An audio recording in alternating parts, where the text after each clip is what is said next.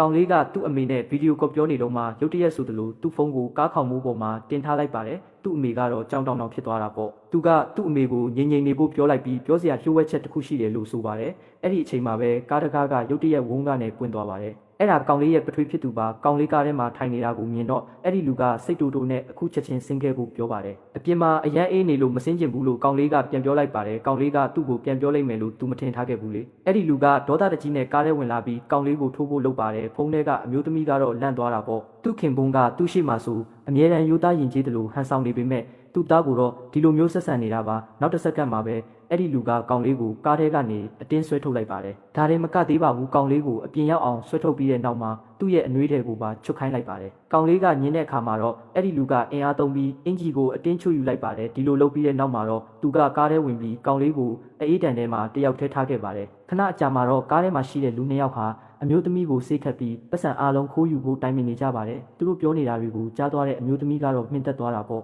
သူခင်ပွန်းရဲ့ကျင်နာပြမှုတွေကဟန်ဆောင်မှုတသက်ပဲဖြစ်နေပါတယ်သူဘလောက်အထိရုံမာနိုင်မလဲဆိုတာကိုသိကျင်တာကြောင့်အမျိုးသမီးကသူ့စီဗီဒီယိုကောခေါ်လိုက်ပါတယ်သူ့မိန်းမဖုန်းခေါ်နေတာကိုမြင်လိုက်တဲ့အခါမှာတော့အဲ့ဒီလူကဘေးနာကအမျိုးသမီးကိုငြိမ်ငြိမ်နေဖို့အမြန်ပြောလိုက်ပါတယ်ဖုန်းကိုဖြေလိုက်တဲ့အခါမှာတော့အမျိုးသမီးကသူ့သားကိုလုံးလို့စကားပြောချင်တယ်လို့ပြောပါတယ်အဲ့ဒီလူကထိတ်လန့်သွားပြီးကောင်လေးကိုလိုက်ရှာဖို့ကားပေါ်ကဆင်းသွားကနောက်ဆုံးမှာတော့ထောက်တနေရမှာရှာတွေ့သွားပါတယ်ကောင်လေးကိုဖုန်းပေးပြီးစကားပြောခိုင်းတဲ့အခါမှာတော့တခုံးမှအမှားမပြောဖို့နဲ့ပြောရင်တော့ပြဿနာအကြီးအကျယ်တက်မယ်လို့ချင်းချောက်လိုက်ပါတယ်ဒါကအဆုံးသတ်မဟုတ်သေးပါဘူးသူကကောင်လေးကိုကြောင်းလာခနဲ့အင်ဂျီအစ်စ်ပိုးဆိုပြီးစင်ကြီးပေးကသူ့အမေစီကနေပတ်စံတောင်းဖို့ပါဖိအားပေးပြီးမှဖုန်းကိုကောင်လေးလက်ထဲထည့်ပေးလိုက်ပါတယ်ကောင်လေးဝစ်ထားတာနေလို့နေတာကိုအမျိုးသမီးကသတိထားမိသွားပြီးဘာလို့နွေးနွေးထွေးထွေးမဝစ်တာလဲလို့မေးပါတယ်ကောင်လေးကသူ့အနှွေးတွေကရုပ်ဆိုးလို့အစ်စ်လိုချင်နေတာပါဆိုပြီးအဲ့ဒီလူကကြားဖြတ်ပြောလိုက်ပါတယ်ပြီးတော့သူကဖုန်းကင်မရာကိုကောင်လေးပက်လှည့်ပေးပြီးပတ်စံအမြန်တောင်းမှုအချက်ပြပါတယ်အရိုက်ခံရမှကြောက်တာကြောင့်ကောင်လေးလည်းနာခံရုံမှတပါအခြားမရှိတော့ပါဘူးအဲ့ဒီလူကပတ်စံကိုပဲလိုချင်နေမှအမျိုးသမီးကတိနေပေမဲ့သူ့ကြံကိုရိပ်မိမသွားစေဖို့အတွက်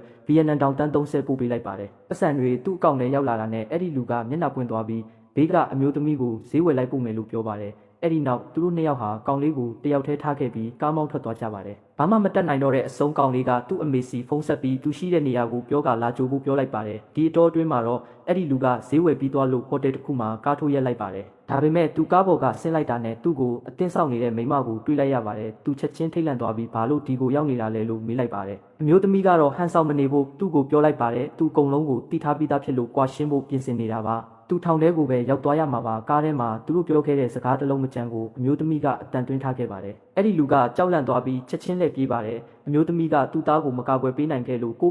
ပြစ်တင်ရင်တောင်းပန်လိုက်ပြီးနောက်ဆိုအချိန်ပိုပေးပါမယ်လို့ကတိပေးလိုက်ပါတယ်တားအမီနှစ်ယောက်စကားပြောနေတော့မှကားထဲကအမျိုးသမီးကခိုးထွက်ဖို့ကြိုးစားပေမဲ့အမျိုးသမီးကအချိန်မီဖမ်းမိသွားပြီးကားထဲကိုပြန်တွန်းထည့်လိုက်ပါတယ်အခုတော့သူလည်းပြဿနာအကြီးကျယ်တက်သွားပြီပေါ့